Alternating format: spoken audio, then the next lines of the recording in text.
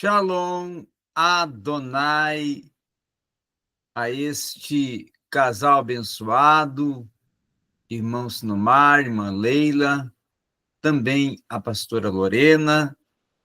Estamos aqui para mais uma aula, mais um momento juntos, mais um momento para termos aqui a continuidade do assunto.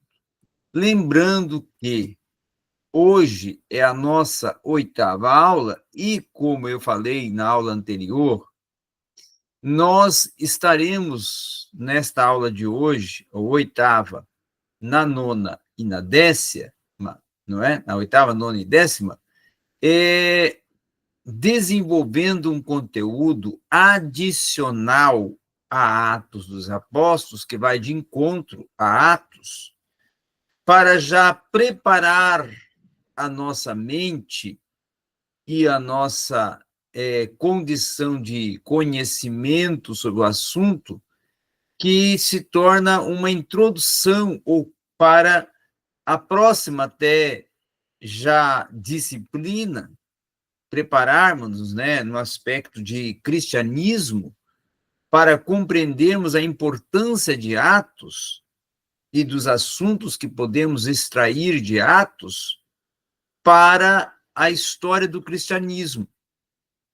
Porque nós temos em Atos não somente a narrativa desse primeiro século da igreja, mas também temos uma mensagem oculta em Atos Apóstolos, que seria um fator de tratar justamente uma proposta que Lucas e que o Espírito Santo acima de Lucas tem para a igreja, e em Atos, grande parte, ou melhor dizendo, 99, 96%, não vou colocar 99%, dos apóstolos não compreenderam, e somente Paulo tem esse entendimento.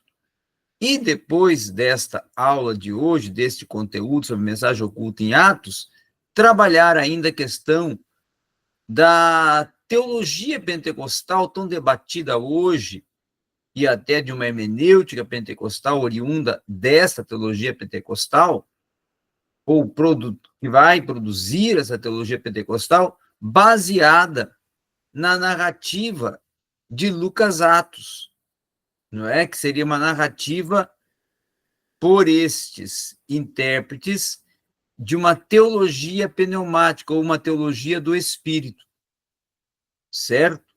Então, eu vou trabalhar também esse assunto de suma importância dentro de Atos Apóstolos na aula 9ª e na aula 10ª, não é? Que vai ser um adicional enriquecedor para vocês também. Outro sim. Lembrar que já estamos concluindo essa disciplina e então na semana que vem eu estarei já passando a atividade avaliativa desta disciplina, que eu vou dar um tempo, sempre bastante tempo para vocês estarem aí construindo a atividade e a respondendo, e aproveitando para pedir que venham a enviar a atividade da disciplina anterior de livros históricos até, no máximo, segunda-feira que vem. Para aí nós já corrigirmos, fecharmos livros históricos, a nota, a avaliação, não é? Para fechar a nota de livros históricos, e já partirmos para a atividade de Atos Apóstolos, para depois vocês terem o tempo para construir, então, a atividade de Atos Apóstolos, enquanto nós estaremos já na próxima disciplina, que será a disciplina de História da Igreja 1, ou História do Cristianismo 1, ok? Muito bem. Então, vamos para o conteúdo específico desta aula de hoje, já tratando do que está proposto com esse tema mensagem oculta em Atos Apóstolos. Quando nós chegamos no final ali do 7º capítulo do livro de Atos, tá?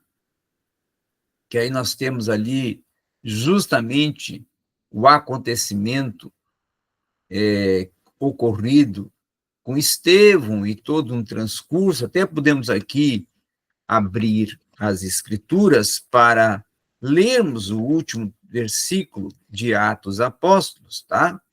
No capítulo 7, para compreendermos esse ponto de partida desse conteúdo que preparei para a aula de hoje. Então, aqui no último versículo do capítulo 7, fala o seguinte, vou ler até os dois últimos, tá? E apedrejaram Estevão, enquanto ele invocava, Senhor Jesus, acolhe o meu espírito. Dobrando os joelhos, gritou com voz forte, Senhor, não lhe atribua este pecado, não lhes, parágrafo, não lhes atribua esse pecado. Com estas palavras, morreu. Então, agora, nos direcionando ao conteúdo, nós vamos ver que no final desse 7º capítulo, tá? Nós podemos considerar que todos os apóstolos e seus milhares de, vamos dizer assim, seguidores, resultado da obra que estavam fazendo de evangelização, ainda estavam aglomerados em Jerusalém. Ainda tinham uma solicitude, uma necessidade, um desejo, uma ardência de estarem somente em Jerusalém. Para eles, Jerusalém era o centro, e ali que tinha que estar. 25%, então, do livro de Atos já tinha cumprido parte da sua história, ou parte do acontecimento narrativo desse primeiro século da igreja já tinha se cumprido. E até podemos ver aonde é identificado um registro, e não existe, na verdade, essa identificação de um registro, na verdade, que eles estavam compreendendo, ou que, a essa altura, eles já tinham compreendido a verdadeira proposta de Atos 1, 7, Atos 1, versículos 6, 7 e 8.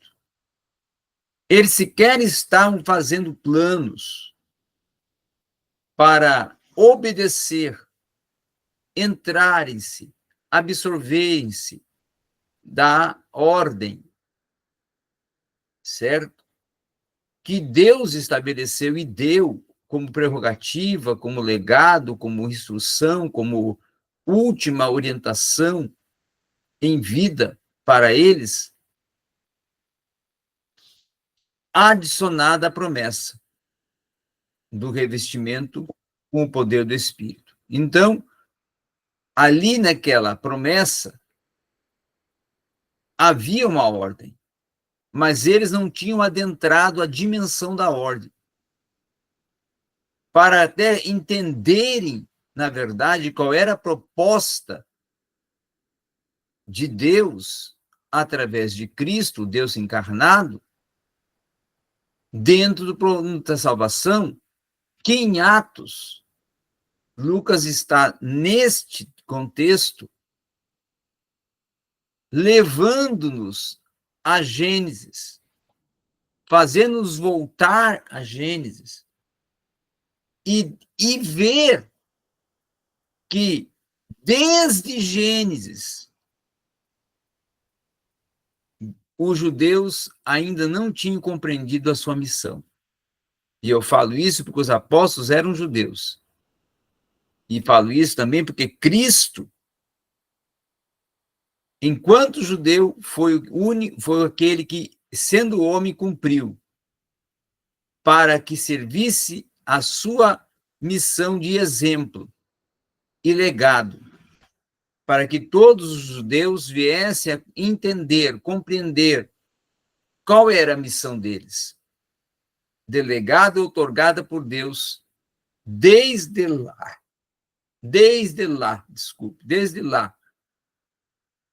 do início, do princípio, dos primórdios, da raiz geradora da nação. Vamos agora para o próximo slide para começarmos a entender o que eu estou querendo aqui apresentar. Então, a perseguição, quando ela veio a surgir dentro da história do cristianismo do primeiro século, ainda narrado em Atos, ela foi, eu defendo, liberada e concedida com a permissão de Deus para um despertamento, para que esses judeus, esses apóstolos, entendessem a dimensão histórica da ordem imperativa de Cristo. A dimensão histórica da ordem imperativa de Cristo. Tá? Muitas das vezes você vai pensar, mas Deus permite a perseguição? Sim, permitiu para juízo para o povo de Israel em 2 momentos. Para o reino do norte, permitiu Senaqueribe servir de juízo quando leva o reino do norte, as 10 tribos cativas para a Síria, e eles ficando cativos em Nínive,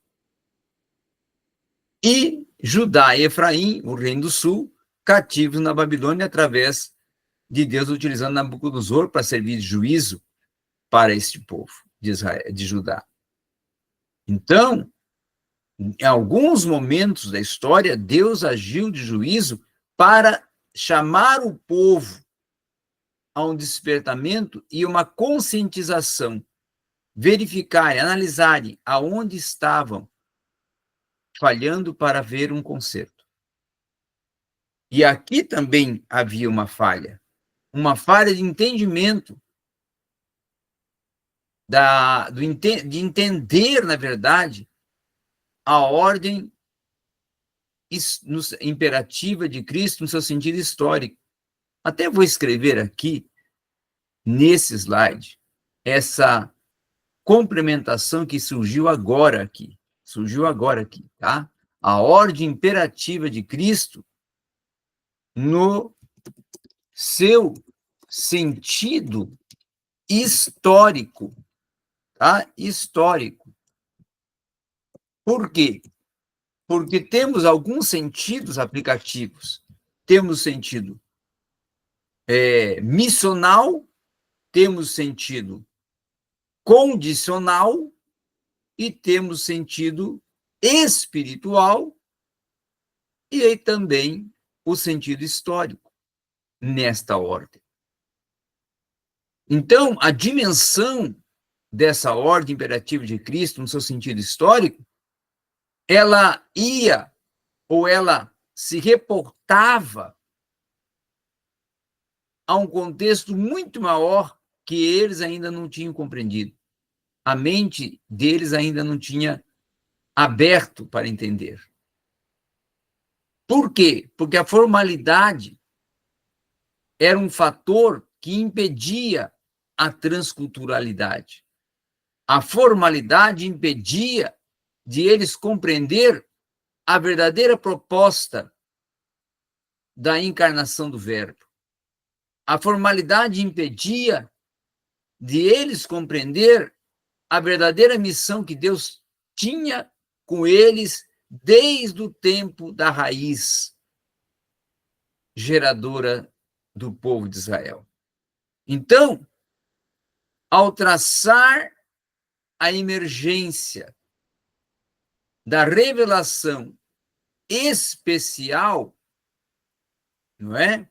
Especial através da aliança abrâmica, e aí agora nós vamos nos voltar, nos direcionar para a aliança abrâmica, para compreendermos, na verdade, a dimensão do que estava por trás da aliança abrâmica. Primeiramente, vejamos aqui por parte. Vamos voltar para Gênesis 12. Ou melhor ainda, vou a Gênesis 9, quando Noé sai da arca e é marcado a aliança noéica, a promessa de um plano para a reconstituição de uma nova raça e que aquela raça não, ou aquela novas gerações que veriam de surgir, não seriam conduzidas a um juízo e mortas através da catástrofe do dilúvio, como foi a outra geração. E havia ali, e com a aliança noéica, estava já proposto o plano que Deus estabeleceu para resgate, redenção do seu povo. Então, quando Deus chama, convoca a Abraão, lá em Gênesis 12, ele fala o seguinte: ó, Abraão, sai da tua terra, no sentido quê? No sentido missional, transcultural. Sai do contexto de territorial, ambiental, cultural em que estás inserido e vai para um outro que eu vou te apresentar. Vai para um outro que eu vou te conduzir. Vai para um outro que eu vou estar agora te apresentando a partir do momento que você der o passo de fé de ir. E Abraão deu o passo de fé de ir e se disponibilizando e indo, obedecendo, para uma terra que ainda não conhecia. Um fator missional e também rompedor de paradigmas e de barreiras. A bênção prometida a Abraão estava também relacionada com a redenção mediante o Messias. Sim. Por quê? Porque olha que foi prometido no capítulo 17, com a bênção que foi prometida a Abraão. Em ti, né, como raça, como povo, como raiz, em ti serão benditas todas as famílias da terra, ou seja, todos os povos da terra, todas as nações da terra, todas as etnias da terra, todas as raças da terra, todos os povos da terra. E essa promessa é retificada ao seu filho Isaque e ao seu neto Jacó, como uma demonstração de que Deus estava selando esta geração, a partir de Abraão, para uma tarefa, uma missão de, através deles e da raiz deles, toda a terra ser alcançada. Não é? Vejamos aqui, ó, em ti serão benditas. Olha lá o que está prometido em Gênesis 17. Entenda o que está prometido em Gênesis 17, tá? Vou abrir aqui. Estabelecer minha aliança entre mim e te multiplicarei sobremaneira. Abrão caiu de rosto por terra e Deus lhe disse: de minha parte, esta é minha aliança contigo. Serás pai de uma multidão de quê? De nações. Não serás mais chamado Abrão, mas o teu nome será Abrão, porque farei de ti o pai de uma multidão de nações. Eu te tornarei sobremaneira fecundo e de a ti farei nações, reis sairão de ti e estabeleço minha aliança entre mim e ti e a tua descendência depois de ti através de gerações, uma aliança perene para que eu seja o Deus e de tua descendência depois de ti.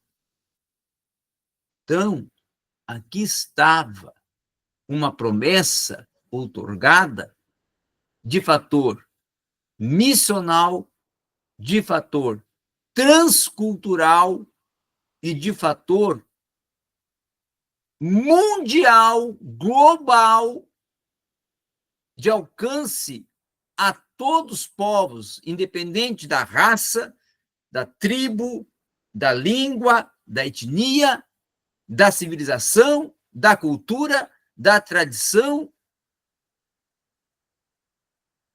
Todos em Abraão, e a partir da raça que viria dele, das gerações oriundas da raiz dele, teriam a tarefa de agirem, de cumprirem, de desenvolverem esse projeto, essa promessa, essa ordem. Então, era uma herança e um legado. Uma herança para Isaac e Jacó e um legado, dar continuidade e cumprir e se adentrar a essa promessa e a essa missão e essa ordem.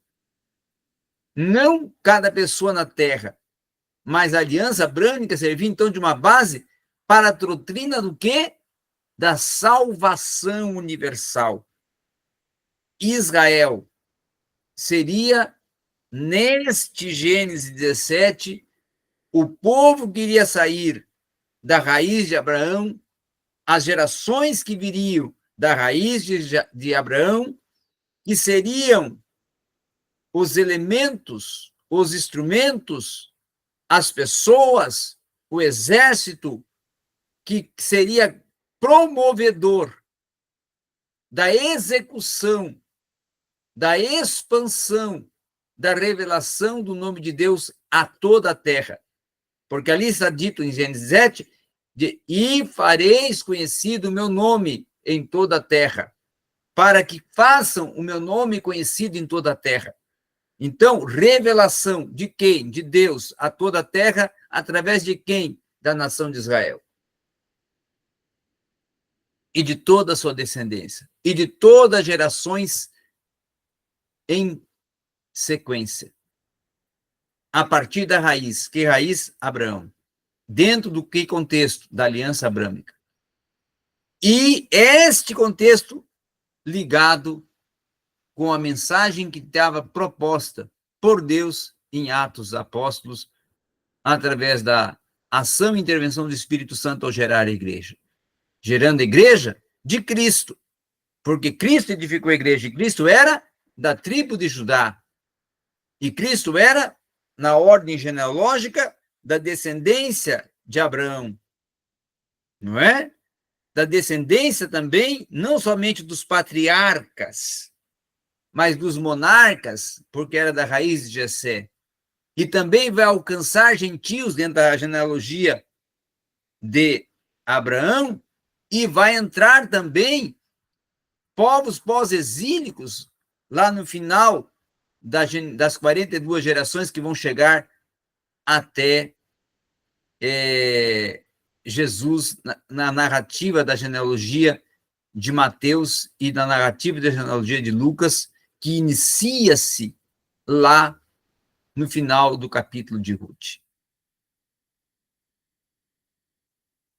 E que não tem a sua raiz até primogenitora em Abraão. E aí, a mensagem oculta em Atos, aqui está, em primeiro lugar, em entender o alvo soterológico da aliança abrâmica. Era eles, apóstolos, tinham que entender que o evangelho era transcultural e eles, apóstolos, enquanto o povo da promessa, o povo judeu, da raiz geradora Abraão, eram responsáveis por cumprir um alvo soterológico, tornar Deus conhecido em toda a terra. alcançar nações. Em ti serão benditas todas as nações. Como benditas? Através de quê? Da palavra. Através de quê? Da revelação de Deus. Através do quê? Da fé que Abraão teve ser testificada aos povos. Então, todas as famílias não implica, todas as nações não implica somente os judeus. Não era tão somente os judeus a eleição, não. A eleição não era uma concessão exclusiva dos judeus. Eles não eram a raça eleita, o povo adquirido, não. Eles eram a raiz, mas o povo era toda a terra. A raça era toda a terra. Eles eram uma raça que iam gerar raças, que iam gerar povos, que iam gerar civilizações, que iam gerar nações. E uma raça queria, com a promessa feita a Abraão, nessa aliança que Deus faz com ele, que estabelece com ele, a aliança abrâmica, tinha a responsabilidade de fazer notório, conhecido, o nome de Deus a toda a terra, porque em ti serão benditas todas as famílias da terra, e através de ti, né, do teu testemunho,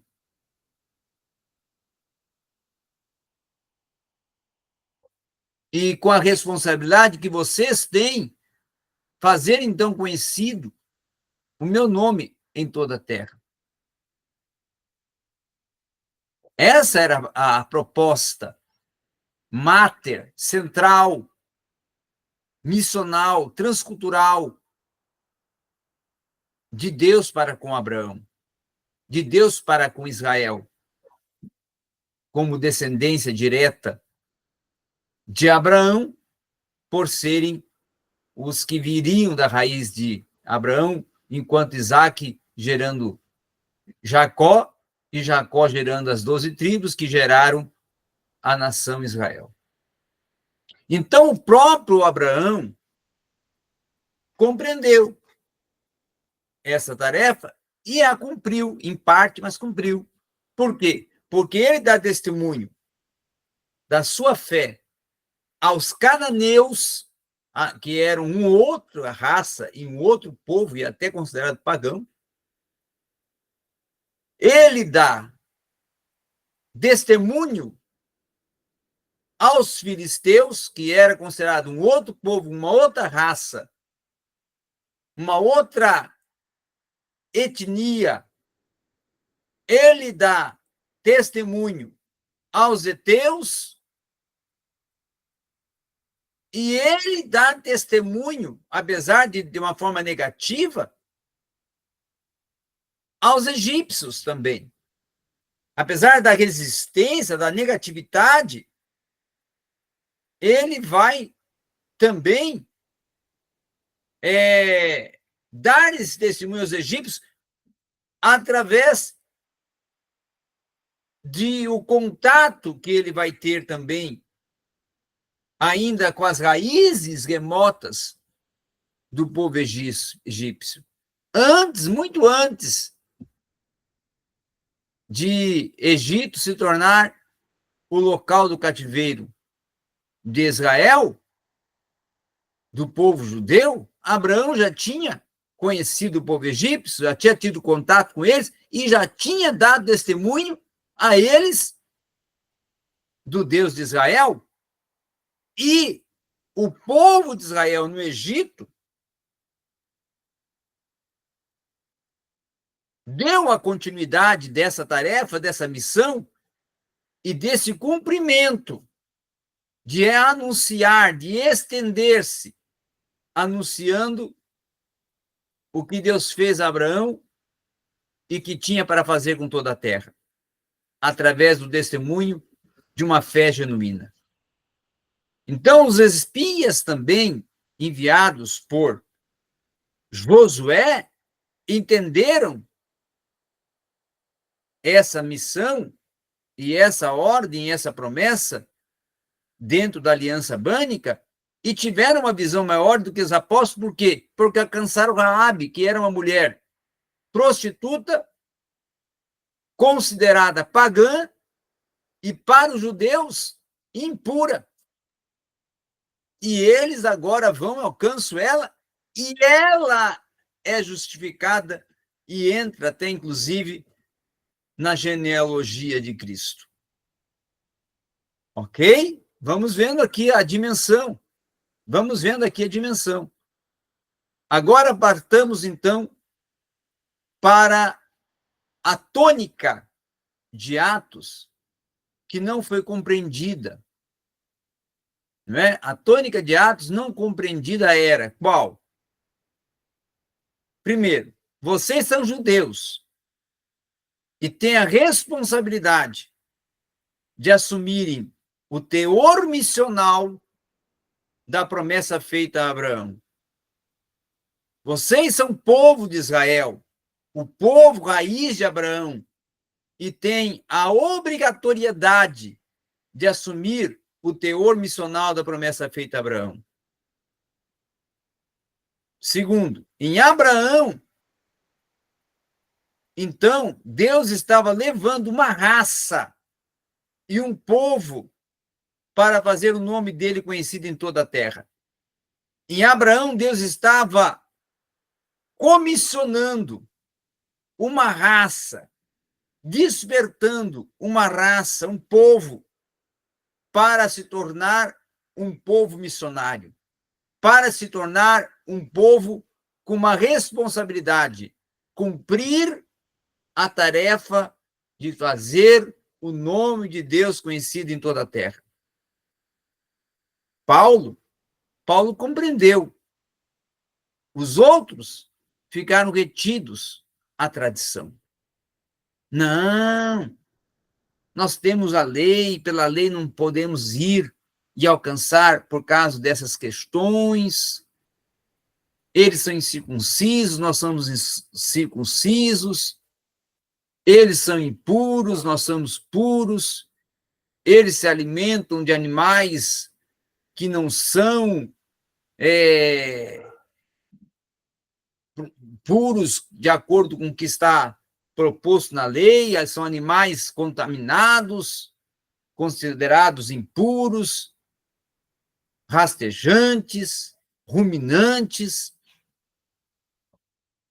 Eles não observam o sábado como nós observamos, eles não são religiosos, nem praticam uma religiosidade como nós praticamos, eles não são o povo da promessa, os eleitos como nós somos,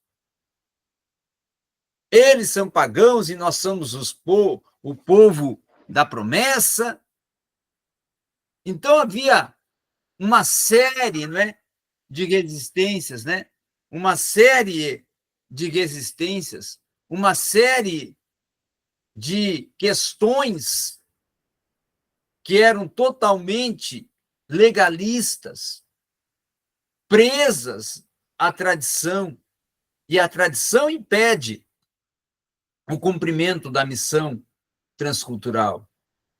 E os costumes impedem entender e compreender a dimensão do projeto de Deus.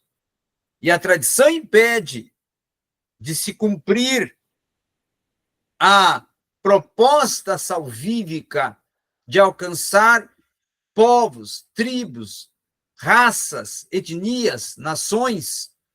Por quê? Porque ainda estamos presos aos nossos olhares únicos, retidos a um contexto global, que é só o nosso, que é só a nossa raça, só o nosso povo, só a nossa cultura.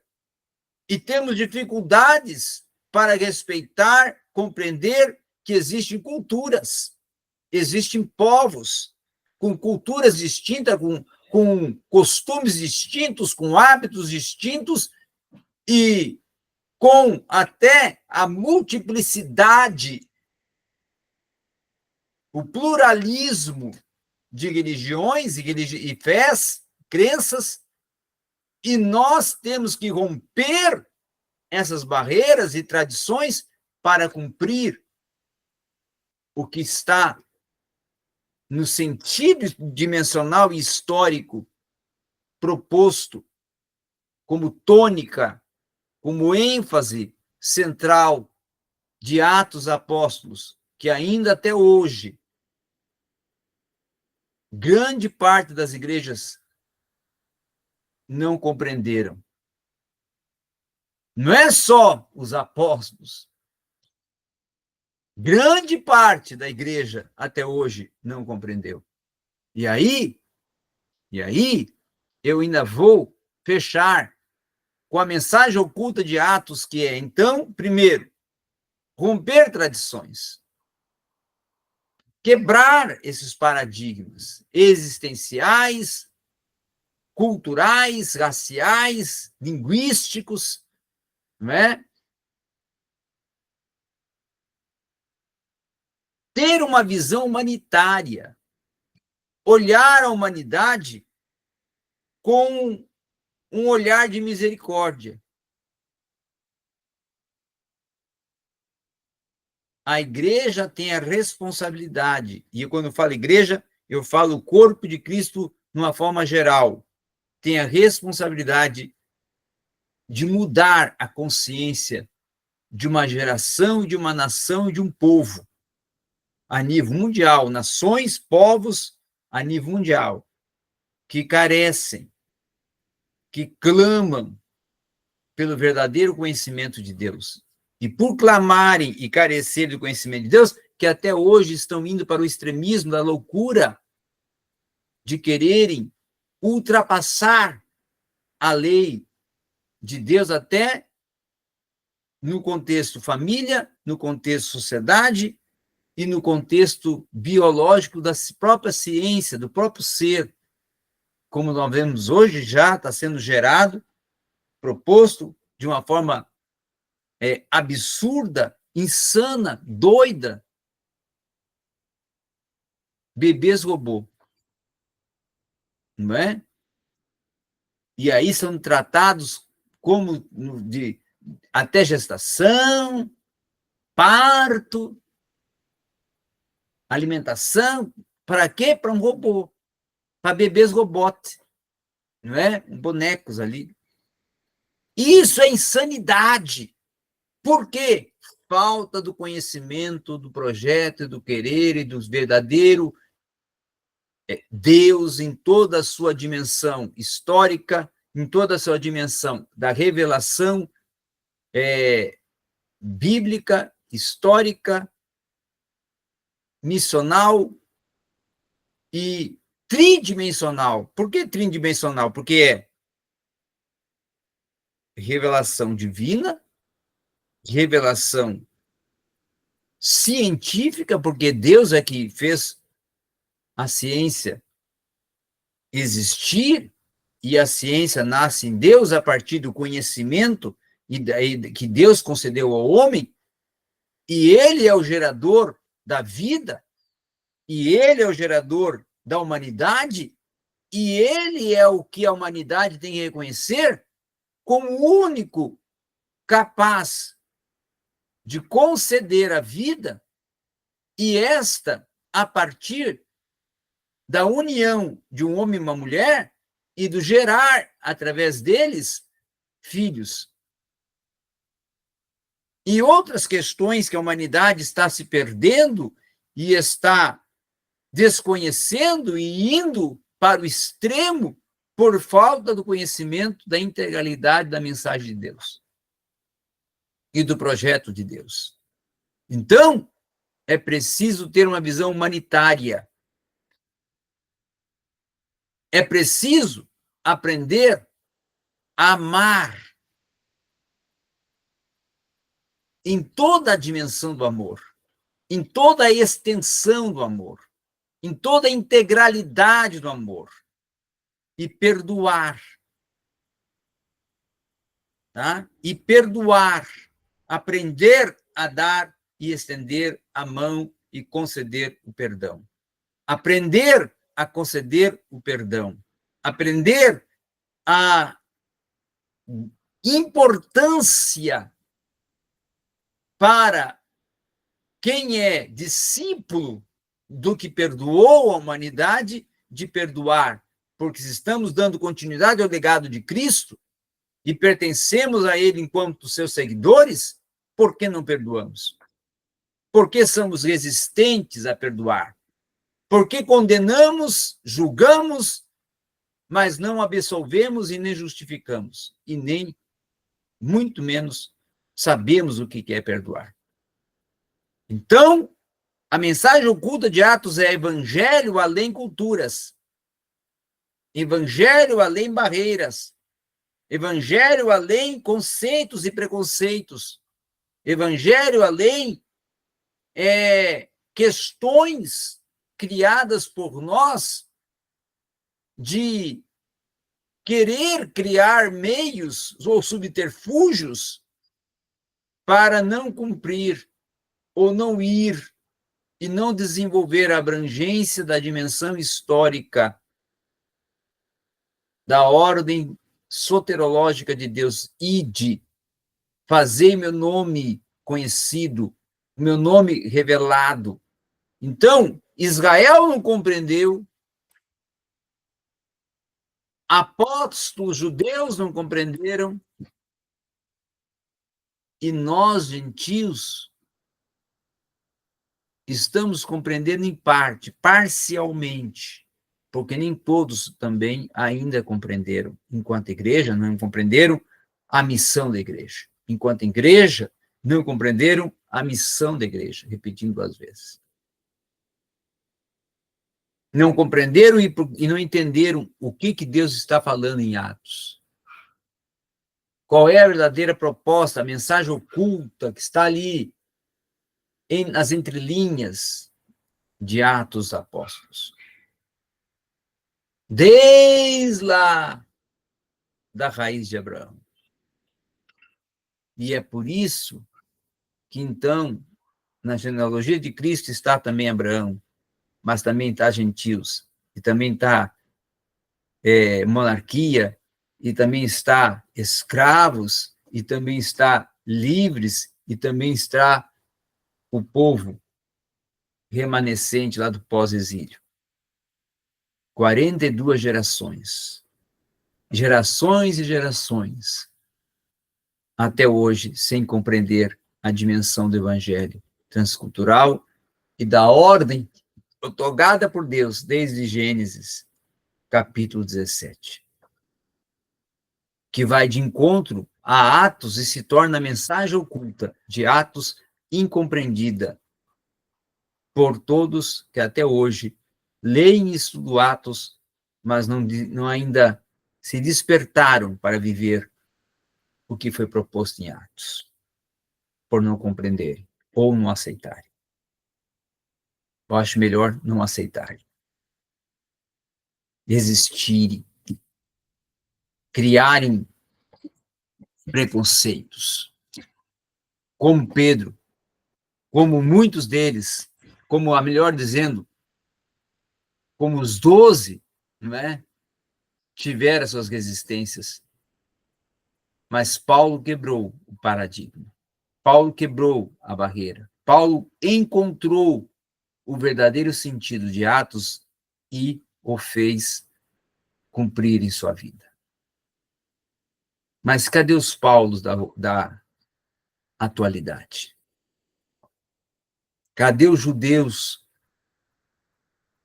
da descendência de Abraão para cumprirem o que foi para eles prometido? Para darem continuidade ao legado que foi otorgado por gerações desde Abraão para eles também. E essa é, então, a tônica, esta é a referência e esta é o cerne da mensagem oculta de Atos. Amém?